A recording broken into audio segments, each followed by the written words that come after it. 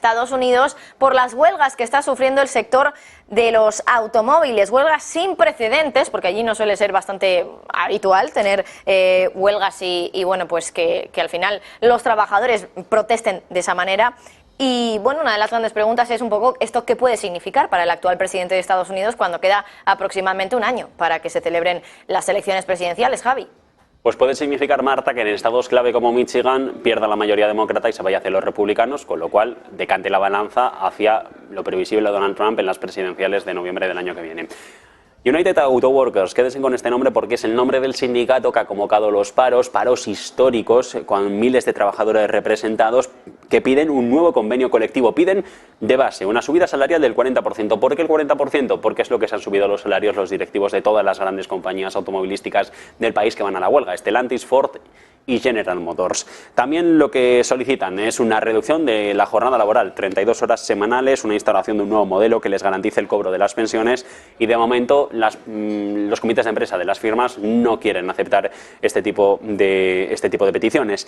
En las plantas que se han ido a los paros, que son en Ohio, Michigan y Missouri, para cada una de las empresas trabajan algo más de 13.000 personas. En ellas se fabrican algunos de los coches más vendidos del país, el Ford Bronco, el Chevrolet Colorado, y en total el sindicato representa más de 143.000 trabajadores. Con el parón que dure apenas 10 días, atentos a este dato, el parón dura 10 días, la industria calcula que le puede costar en pérdidas unos 5.600 millones de dólares. Si es más largo, mayores los retrocesos. Amenaza con el cinturón de fabricación del automóvil, que puede ser una amenaza para la economía de todo el país, y ya saben, Estados Unidos, el resto del mundo detrás. De momento la convocatoria es selectiva, pero el presidente del sindicato dice que todas las opciones están sobre la mesa. Desde el momento en que ha sido cumplido el plazo por el sindicato para llegar a un acuerdo, centenares de personas se han ido concentrando en las tres plantas, decíamos, en Ohio, Missouri y Michigan. En General Motors, la última oferta incluía una subida salarial del 20% y un ajuste acorde a la inflación para los trabajadores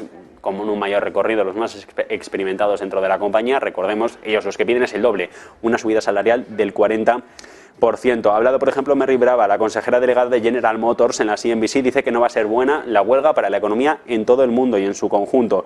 Y en este caso, lo que cambia y lo que quieren es un examen del modelo sindical. Ford, General Motors, Stellantis han dominado sin discusión el mercado del automóvil desde los 80-90 del siglo pasado, han llegado a vender 9 de cada 10 coches en el país, y lo que quieren los trabajadores es que, como se les ha remunerado a los directivos, se les remunere a ellos, se les suba el sueldo de la misma manera que se le ha hecho a los de arriba. Bueno, pues muchas huelgas que tenemos ahora mismo encima de la mesa, en este caso en el sector automovilístico. Vamos directamente contra el precipicio y acelerando. Mira, respecto de esto, lo que ha reconocido hoy, por cierto, Margaritis Schinas, el vicepresidente de la Comisión Europea, en un acto en Madrid, no sé si están al tanto, pero vamos, de la Fundación FAES, la Fundación de Ideas, el think tank del Partido Popular, en realidad. Estaba ahí Margaritis Schinas junto al expresidente Aznar, y no voy a entrar en temas de la amnistía ni nada, no voy a ir por ahí, pero sí ha dejado caer una perla Schinas que decía que Europa hemos creído siempre que le caíamos bien a todo el mundo en Europa.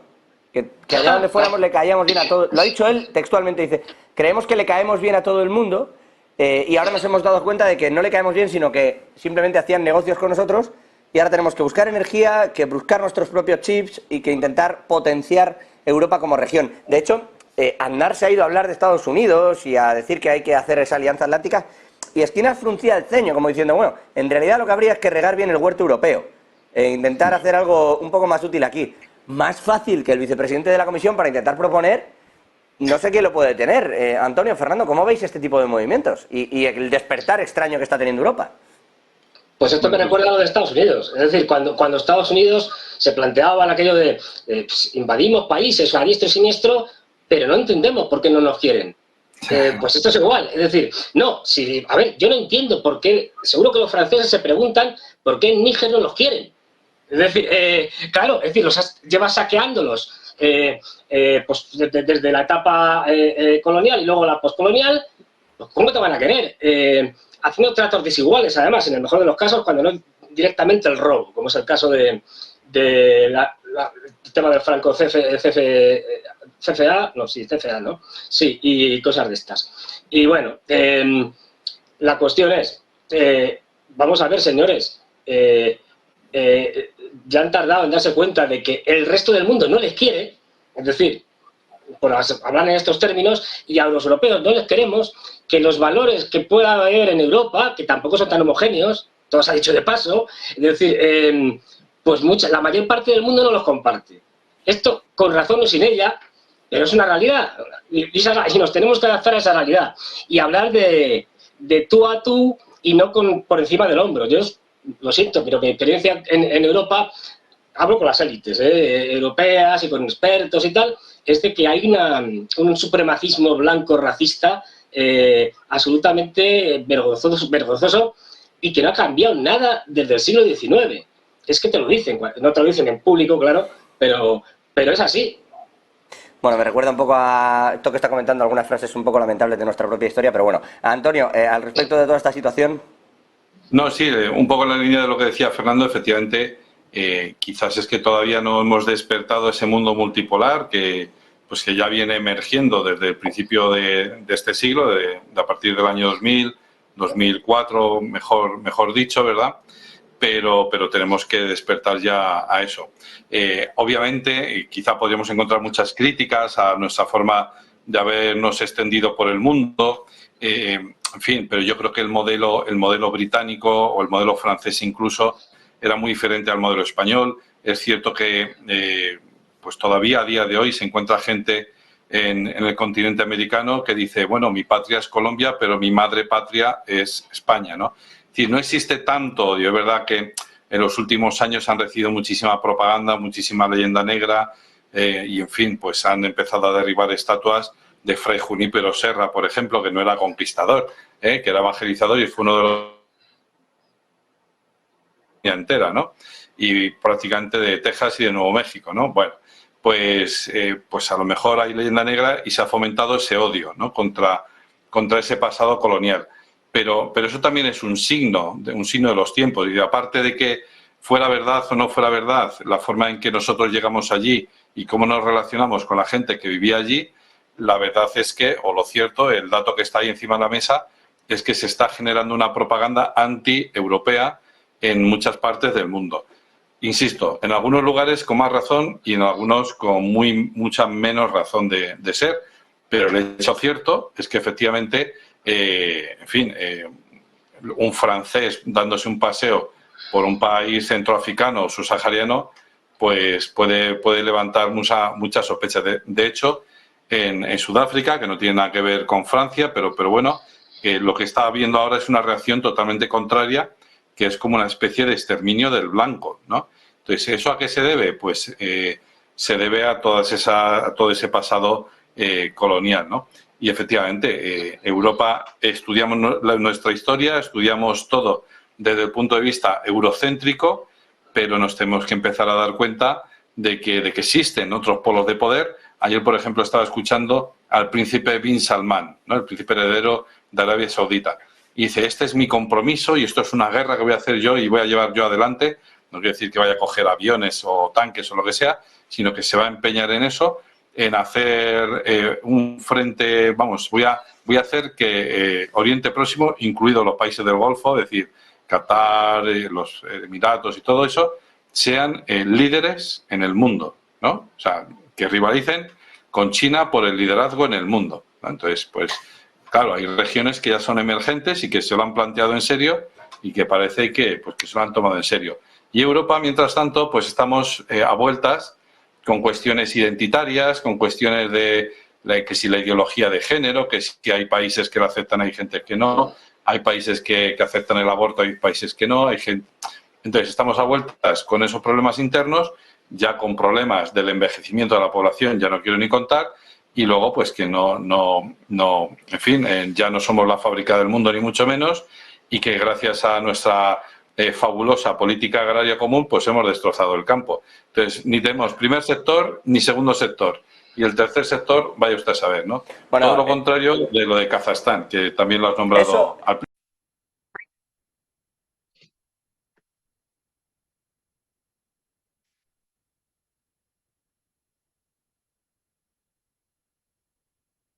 Bienvenidos, amigues de Les Matristiques.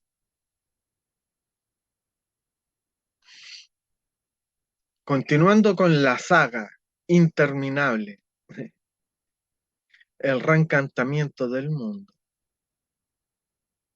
Esta vez vamos a continuar donde lo dejamos ayer.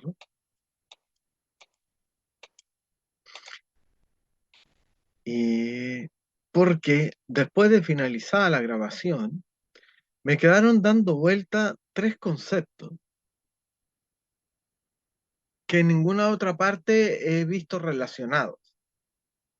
Y aquí el autor no aprovecha, no saca todo el jugo, por así decirlo, a esta iluminación que tuvo, porque es sumamente importante. Cuando se agota esta automistificación, es decir, creerse lo que no se es, o el efecto de las pastillas, las benzodiazepinas, quedamos aterrorizados por nuestra propia traición, por la vacuidad de nuestros éxitos manipulados. Nótese la encadenación causal de estos tres hechos. Traición. ¿Quién traiciona a qué o quién? Como decía ayer, uno se traiciona a sí mismo en el momento en que uno no es uno mismo, sino que traiciona esa vocación. Por eso que en el texto anterior decía, no hablemos de vocación, hablemos de trabajos, de empleos, pero no vocaciones. Porque la vocación es lo primero que se traiciona. Es como la típica historia de, ay, yo quería ser artista, pero terminé siendo ingeniero comercial. Menudo traidor. ¿Cuál es la consecuencia de la traición a uno mismo? La vacuidad. Porque al traicionarte, te vendes. Y al venderse, ya no tienes lo que antes poseías, que era un sí mismo, una vocación. Ahora solo eres un mercenario. Y el mercenario está vacío de sentido, de propósito. Recordemos a Smith que la razón por la cual odia a Neo es porque le quitó el propósito, el sentido de su vida. Por eso que lo llama propósito y no sentido de la vida, porque si no sería demasiado filosófica y existencial esa película. Entonces, ¿qué es lo que queda de aquí en adelante después de esta traición que nos vacía de sentido? La manipulación. Porque lo único que nos queda es esta carcasa vacía, externa de lo social que hemos introyectado en nuestra personalidad. Por eso que no hay sociedad más vacía que la norteamericana, que se rige bajo el concepto de desiderata o 10 mandamientos. Los 10 preceptos para ser felices, para tener la pareja perfecta, para tener el trabajo perfecto, para ser exitoso en la vida y en la sociedad.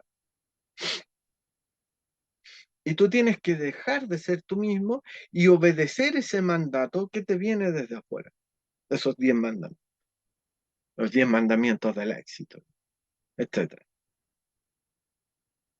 Entonces, lo que realmente ha tenido éxito no eres tú mismo. El éxito es el éxito de los 10 preceptos, de esos 10 mandamientos del éxito. Ellos son los que han ganado, no tú. Tú simplemente te has subido al vagón de cola del éxito de esos 10 preceptos. Por lo tanto, tú no has triunfado. Tú eres un perdedor. Y es ahí que el coachismo-leninismo le llama el síndrome del impostor. Claro, porque tú te convertiste en un impostor desde el momento en que renunciaste a ser tú mismo. Estás impostando, no estás siendo. Y obviamente, como nadie te enseña filosofía, no entiendes el valor del ser. No entiendes el concepto y obviamente mucho menos la valoración del ser. Por eso que el ser es y todo lo demás vale callampa.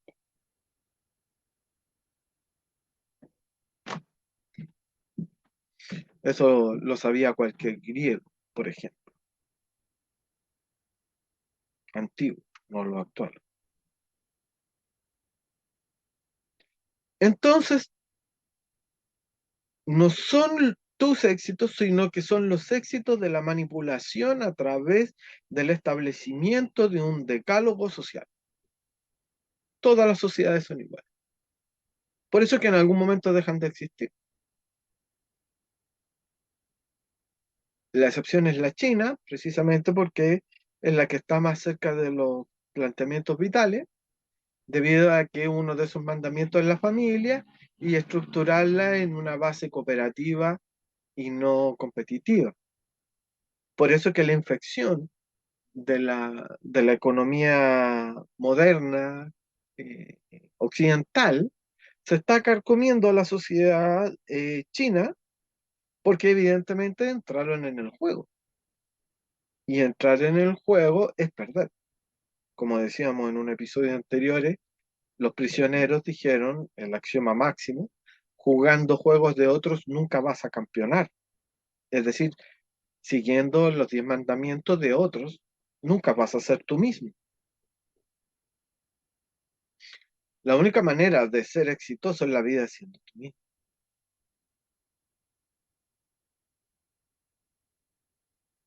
¿Por qué?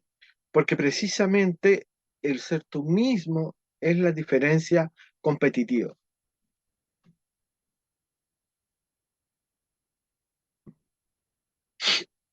Como les digo a mis detractores, yo no pienso fuera de la caja. Yo nací fuera de la caja. Existo fuera de la caja. Y jamás entraré a la caja. ¿Por qué?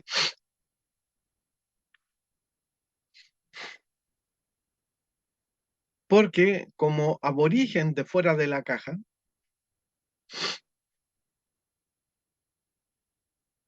me percato que la caja está llena de caca.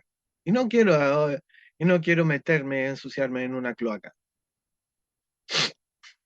Recuerden, toda sociedad es un Auschwitz.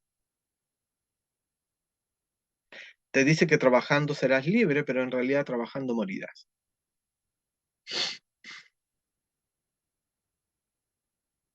Y es ahí que estamos metidos en este triángulo: traición, vacuidad, manipulación.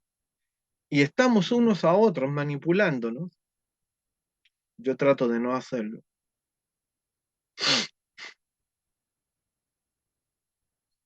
Eh, o mejor dicho, no lo hago, aunque a veces la tentación está. Muy fácilmente podría manipular, pero prefiero no hacerlo.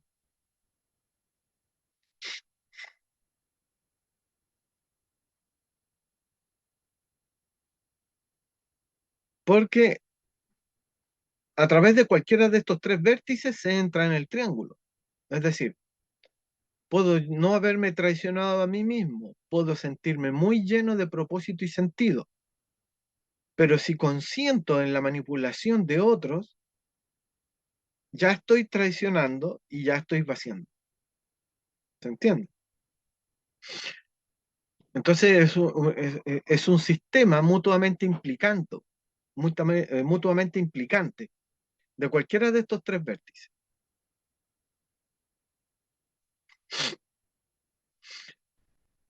La vacuidad es precisamente la conciencia de haber caído en la trampa, porque la trampa es robarte el alma, vender el alma al diablo. Entonces, Eso es a lo que estamos enfrentados. Y si se fijan, no hay ninguna, como dijéramos, no hay ninguna filosofía política, económica, que aborde estos temas. Estos temas generalmente se abordan desde la religión o la filosofía moral. ¿Cómo salir del triángulo? Este triángulo del éxito.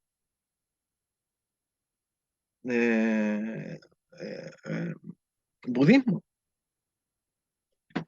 Darse cuenta que todo lo que te prometen como éxito, el dinero, el poder, el sexo, etcétera, el estatus social, no es más que una mentira, una ilusión, para engañarte, la trampa. Y quedarse con tu alma. Es decir, la configuración emocional que tú tienes. Porque no todas nos gustan las mismas cosas. Pero si te das cuenta, esto, esta dicotomía que se presenta de, yo quiero ser artista, pero terminé siendo, ¿cómo se llama? Ingeniero comercial, porque de algo hay que vivir, y de algo hay que vivir, se pasa sin darse cuenta, inconscientemente, pero al cabo del tiempo, se pasa al de algo hay que morir, porque evidentemente se ha perdido el sentido de la vida. Lo mismo le pasaría a alguien que quiere ser futbolista y termina siendo obrero de la construcción. Simplemente se cambia el estatus social, pero es la misma dinámica. Traicionar la vocación, condenarte a una vida vacía y manipulada. Qué bonito destino tenemos los seres humanos. Y esto es indistinto para cualquier sociedad. Por eso que insistíamos ayer en el concepto del deber ser. Tampoco me quedó bien subrayado. Tú debes ser de esta manera. Tú debes hacer esto y debes dejar de hacer esto otro. Esa normalización de ciertas conductas y la negación absoluta de otras conductas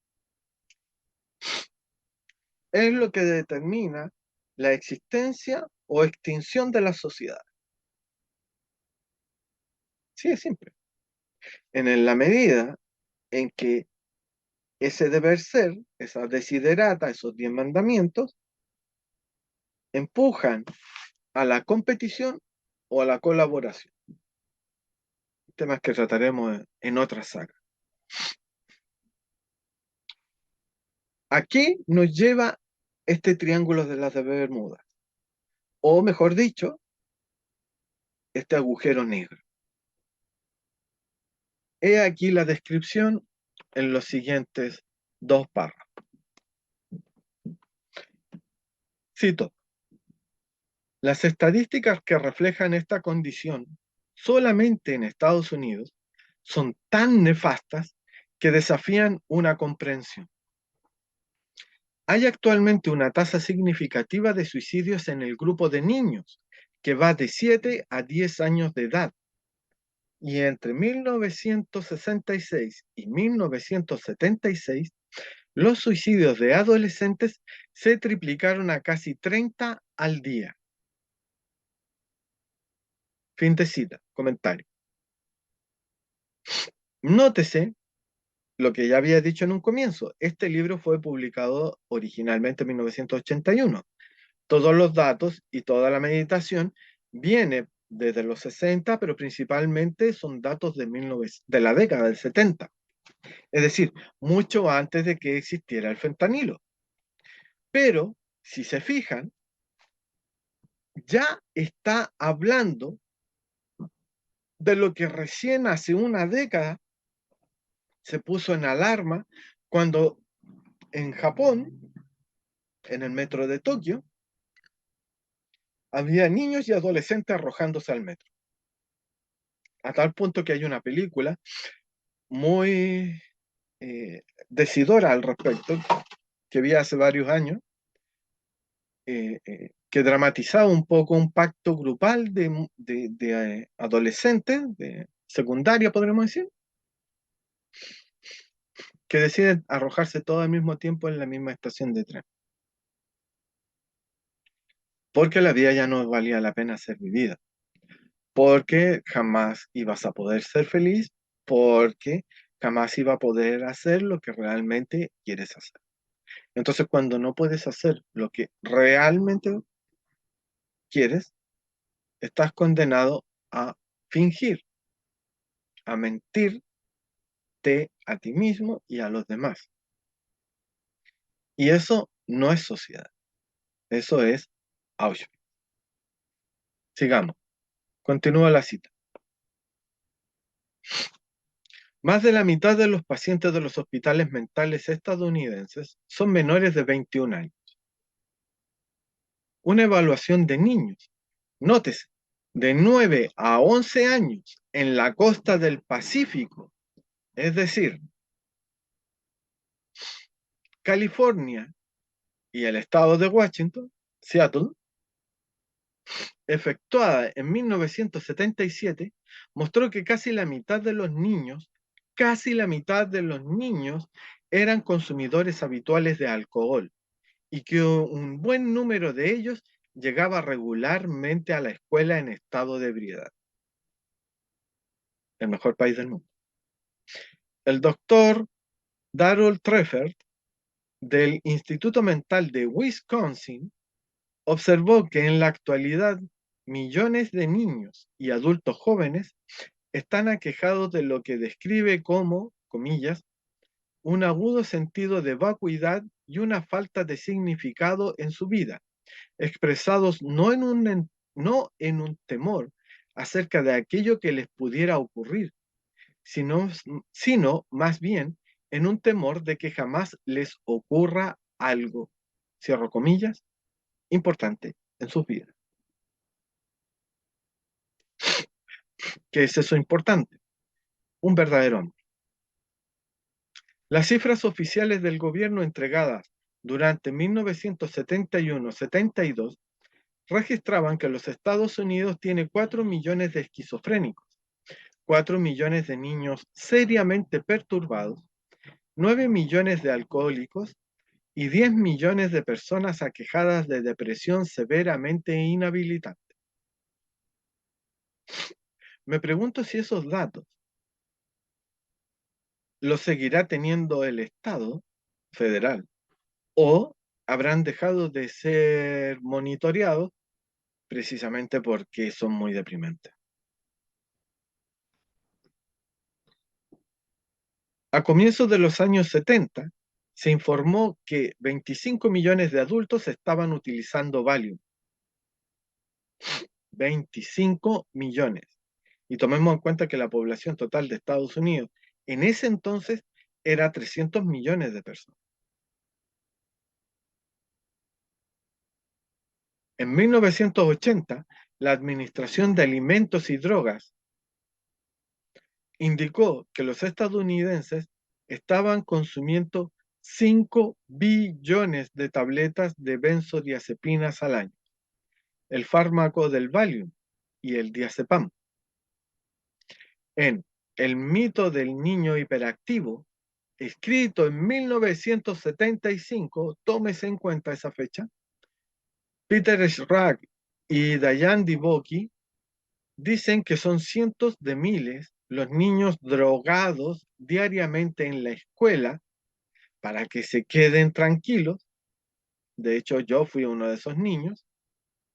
Y una cuarta parte de la población femenina estadounidense del grupo entre los 30 y los 60 años de edad utilizan regularmente drogas psicoactivas.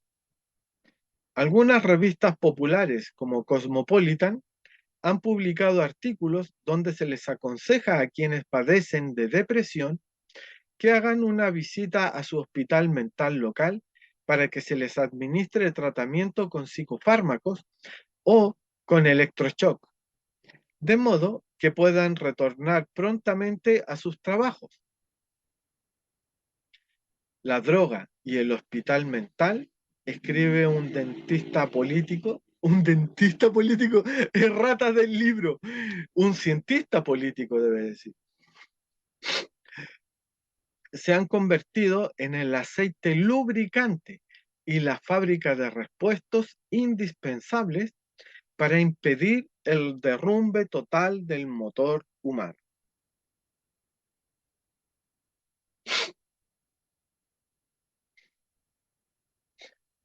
¿Por qué se utiliza regularmente drogas psicoactivas?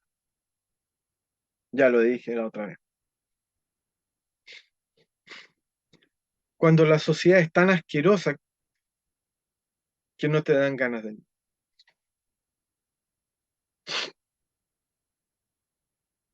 Algo te tiene que hacer sentir bien.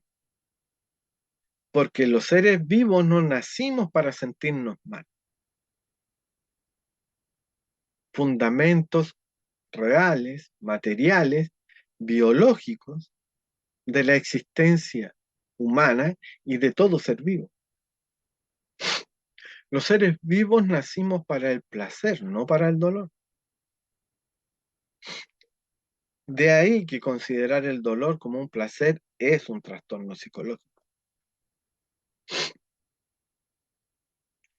Y nótese que dicen mujeres, si le, ¿cómo dijéramos? En donde más, o quienes más notan,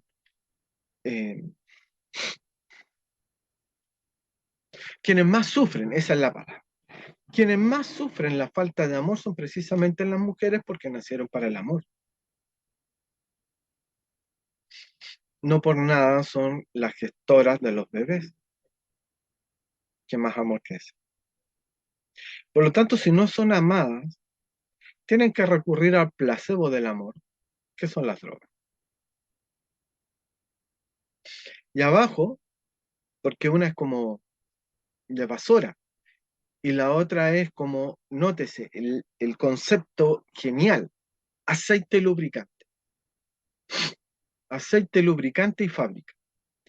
De tal manera que el pensamiento racionalista industrial ha moldeado de tal manera nuestra percepción de la realidad que ya todo lo figuramos como parte de una cadena de proceso, como una cadena de montaje industrial.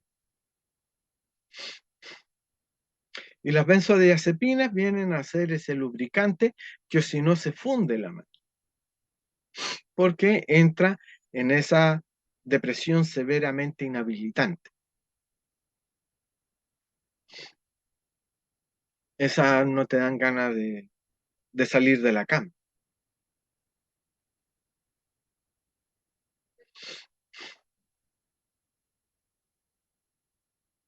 Entonces el ser humano es concebido como un objeto y es ahí el quid del asunto, el problema.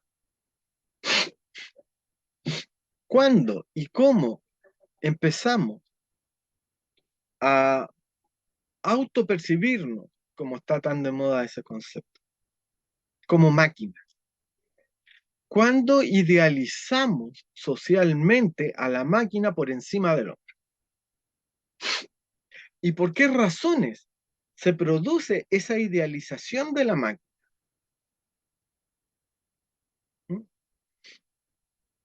Esas preguntas que no se formula explícitamente el autor del libro, el Morris Berman,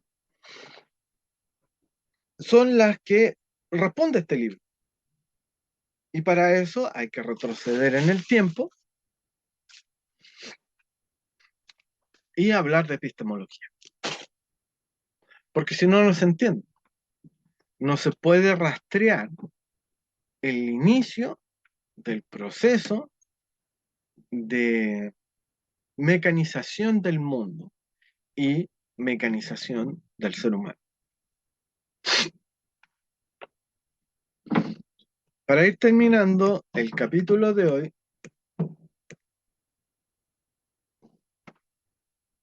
el otro párrafo. Si bien es cierto que estas cifras constituyen una expresión de lo que ocurre en Estados Unidos, ellas no son privativas de ese país. Un breve recorrido por el mundo de los años 70. Polonia y Rusia, por ejemplo, son líderes mundiales en el consumo de licor. Las tasas de suicidio en Francia han estado aumentando progresivamente. En Alemania Occidental, las tasas de suicidio se han duplicado entre 1966 y 1976. Las tasas de enfermedades mentales en Los Ángeles y Pittsburgh son arquetípicas, y el índice de miseria ha estado subiendo progresivamente en Leningrado, Estocolmo, Madrid, Frankfurt y en otras ciudades desde la mitad del siglo. Y esta es la frase con la que quiero terminar el día de hoy, porque es una genialidad, tomando en cuenta que fue escrita antes de 1980. Es decir, cuando todos creíamos que Estados Unidos era lo máximo porque estaba ganando la Guerra Fría y la Unión Soviética ya estaba en repliegue. Si Estados Unidos es la frontera del gran colapso, las demás naciones industrializadas no están muy atrás. Esta frase es profética a un nivel basta, por favor, déjalo tranquilo, como dice el meme, no lo patees en el suelo. Gran colapso, o sea, ya ni siquiera gran depresión económica, no, gran colapso, tomando en cuenta el significado y las connotaciones metafísicas, apocalípticas, que tiene la palabra colapso en el lenguaje anglosajón norteamericano USA. Porque cuando hablamos de colapso, hablamos de la caída súbita y abrupta de algo, como las Torres Gemelas. Es decir, algo que durante años estuvo ahí firme, en un segundo desaparece, y la desaparición abrupta, repentina, es lo que causa el verdadero impacto, más que la desaparición material propiamente tal del edificio. Por eso que ese autoatentado es una obra maestra de la liturgia social que reúne significado con significante. Y esto lo dice, o sea, esto lo piensa en la década de los 70. Estados Unidos estaba en una crisis económica en los años 70 por la crisis del petróleo.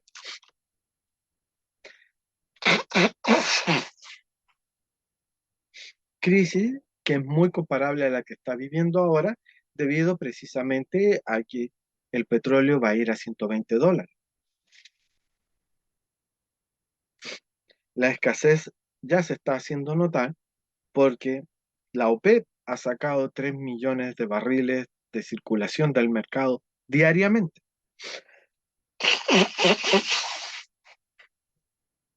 El colapso es inminente porque la juventud norteamericana, propiamente norteamericana, está en fentanilo y tranca.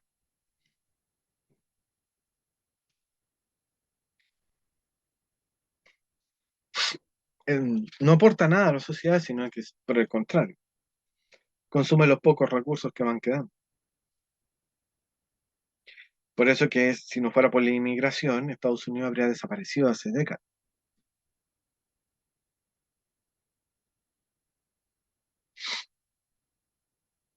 Entonces, la conjunción de factores externos e internos hace que Estados Unidos sea hoy la frontera de ese gran colapso. Es decir, la primera y más grande ficha de dominó que al caer va a arrastrar al resto.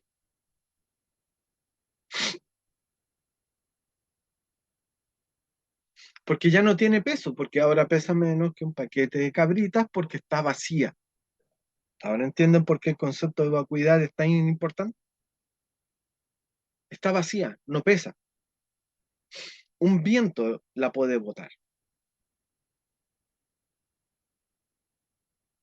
Y cuando caiga nos va a arrastrar a todos. Prepárense. Cuando me enseñaban la Biblia,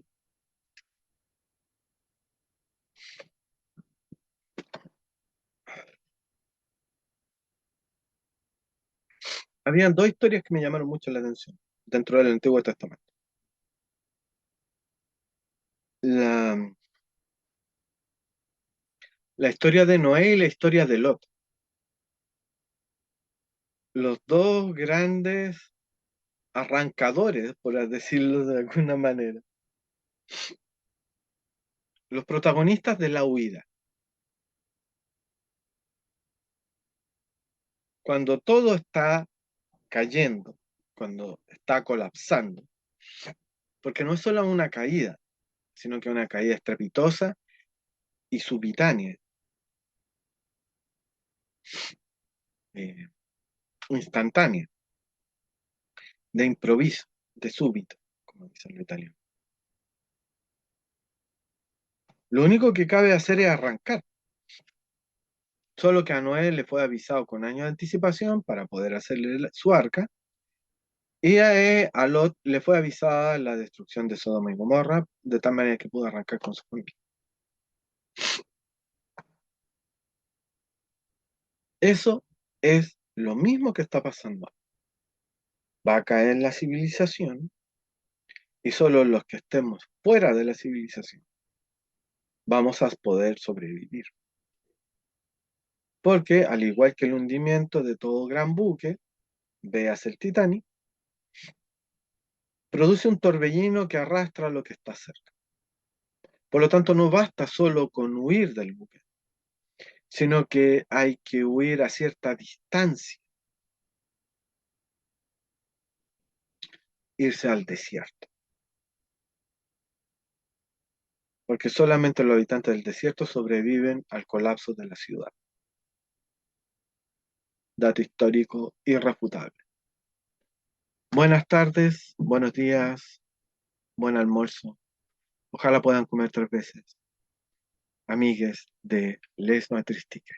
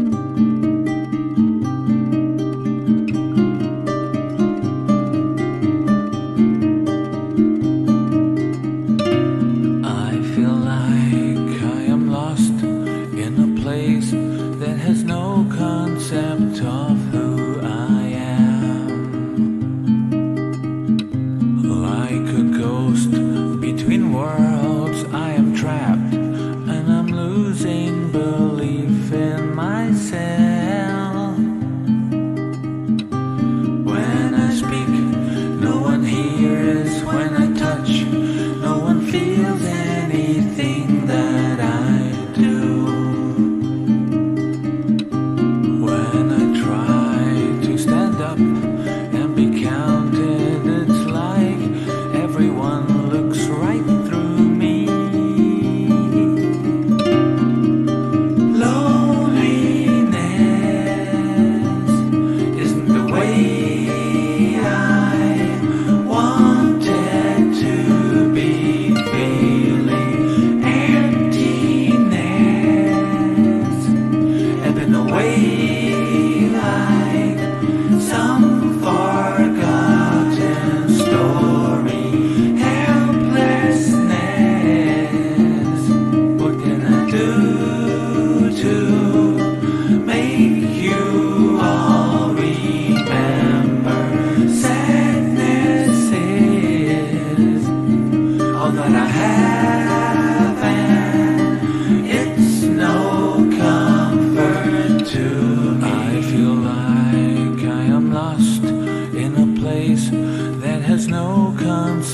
of who